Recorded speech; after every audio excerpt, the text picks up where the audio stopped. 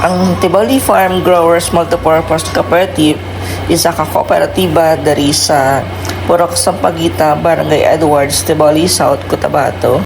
Every year may ara kami nga annual team building, kag usually ang petsa nga ginahikot namon ini nga aktibidades kada Thursday kag Friday sang Semana Santa. Kag always kina nga sa dagat ang amon nga destination. Kay manami abi pag sa dagat kay tawhay kag masadya. So subong nga tuig diri siya namon ging held sa Tarisa Beach Club, isa ka bag-ong resort diri sa may Malapatan. Manami ang lugar kag matawhay. So diri sa video aton i-bisitahon ang ilang accommodation.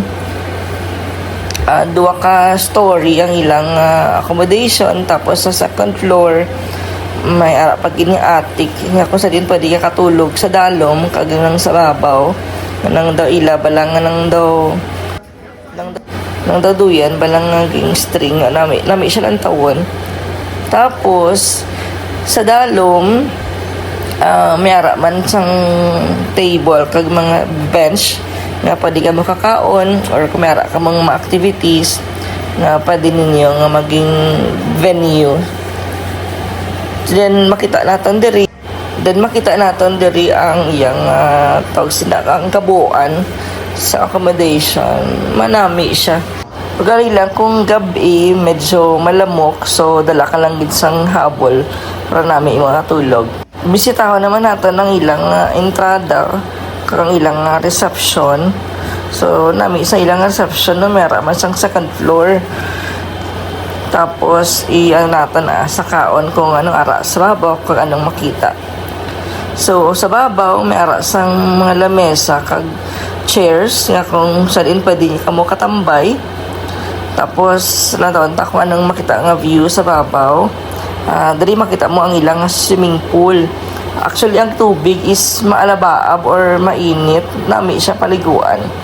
And then makita mo man ang mga ibang mga guests nga may ara sa ilang tent. Lapit sa may sapa-sapa ang ilang tent. So hindi ko actually balaan kung anong ara sa ilang sapa-sapa. Basta may ara nga mga isda or pantat or tilapia siguro. Wala gito. Then amo ni siya ang itsura niya kung gabi. Actually ara sa sulod sang resort may ara sang cafe. Nga kung sa diin pwede ka man katambay. May ara sila mga food offerings like coffee, cakes. Tapos kusog man ilang piso wifi. So like sa ako, nagdala pa ko sang workload. So nakaobra pa ko dito sang gamay sa ilang cafe.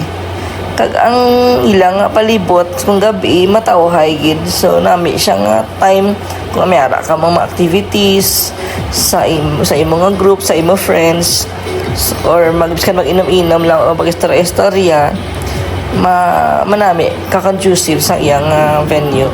And then may ara sila sang fire dance. So makita ninyo ng may ara sang duwa ka lalaki nga nagasaot ng may mga kalayo. And then ang ilang upod nga mga babae nang mera sang Hawaiian dance. So, nag-join sila sang Hawaiian dance. Tapos pwede ka kapapicture sa ila after sang ilang presentation.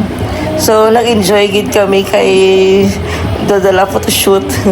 Tapos kung nanamian ka sa ilang performance, pwede ka kahatag sa ilang box. So nakita ang pinaka-perfect gid nga time para maligo is sa morning. Kay biskan black sand siya, very clear gid sang tubig.